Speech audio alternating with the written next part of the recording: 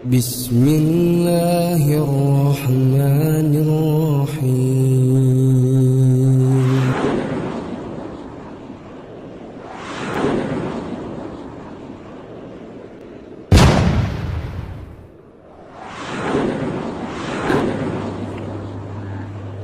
Sehingga semuanya alhamdulillah selesai.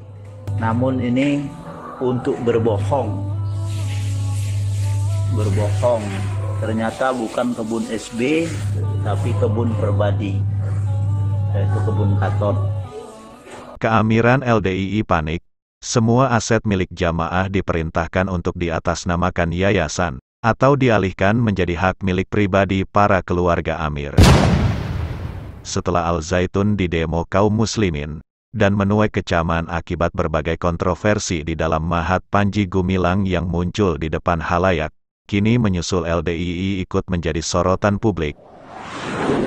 Merasa kelompoknya menjadi sorotan, maka keamiran LDII panik dan merasa organisasinya terancam dibubarkan. Sebagaimana diketahui bahwa ketika sebuah ormas dibubarkan, maka aset-aset yang mereka manfaatkan selama ini akan diambil alih pemerintah untuk selanjutnya dikembalikan kepada pemilik aset tersebut. Bila aset itu termasuk fasilitas umum, maka akan diberikan kepada umat untuk digunakan secara bersama-sama. Namun apabila aset itu milik pribadi atau diwakafkan oleh seseorang, maka wakaf itu akan dikembalikan kepada yang mewakafkan. Maka untuk mencegah aset-aset milik keamiran LDII itu agar tidak jatuh kepada pihak lain, terutama kepada masyarakat umum dan kaum muslimin, maka keamiran berusaha menyelamatkan aset-aset dengan mengatasnamakannya sebagai milik yayasan atau milik pribadi keluarga Amir. Nah, ini yang kita bela-belain dan juga merekayasa hukum. Nah, supaya kita menang, pinjam nama-nama seorang.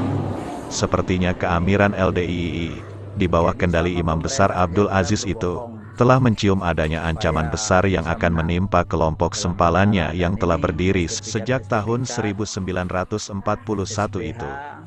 Amir LDII yang ketiga itu segera memerintahkan kepada seluruh perwakilan Amir di tiap-tiap daerah untuk mendata semua aset sabilillah, berupa masjid, asrama, gedung sekolah, wisma tamu dan kompleks serta lahan kebun dan lain-lain, agar diatasnamakan milik yayasan. Yaitu sertifikat, SPH,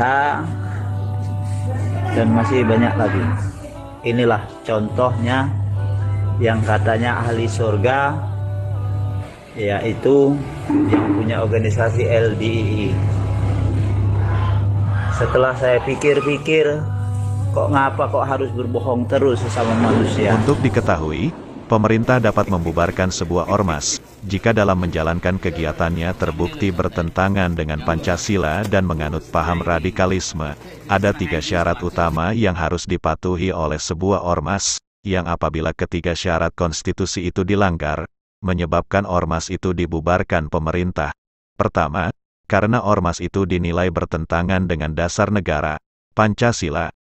Kedua, melanggar konstitusi. Dan yang ketiga, menyebarkan kebencian, mengajarkan pemahaman radikalisme, penyimpangan ajaran, dan permusuhan yang mengancam kedaulatan negara. Dan jika kedaulatan negara terancam, maka seluruh masyarakat memiliki kewajiban untuk membelanya, termasuk melaporkan ormas yang melanggar itu kepada pemerintah untuk diberikan tindakan tegas. 3 masalah. Pertama, terjadinya tindak pidana.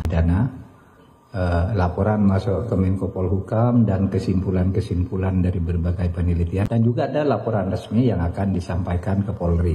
Nah, Polri akan menangani tindak pidananya. Pelanggaran pidananya, dugaannya sudah sangat jelas dan unsur-unsurnya sudah diidentifikasi. LDII menjadi sorotan publik karena berbagai tindak pelanggaran hukum yang kompleks yang terjadi selama ini, yang dinilai mengancam kedaulatan bernegara. Majelis Ulama Indonesia, MUI, yang mencoba melakukan pembinaan pun menjadi putus asa dan memilih memasrahkan penanganan LDII kepada negara. Salah satu bentuk tindakan tegas MUI terhadap LDII, yakni membersihkan lembaga perhimpunan ulama itu dari unsur LDII, mulai dari tingkat pusat hingga daerah.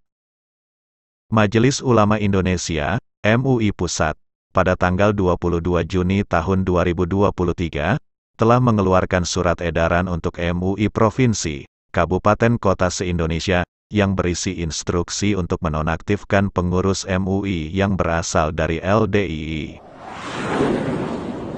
Sekian celotehan. Terima kasih atas perhatian Anda. Sampai jumpa di celotehan Hairil Anas TV berikutnya.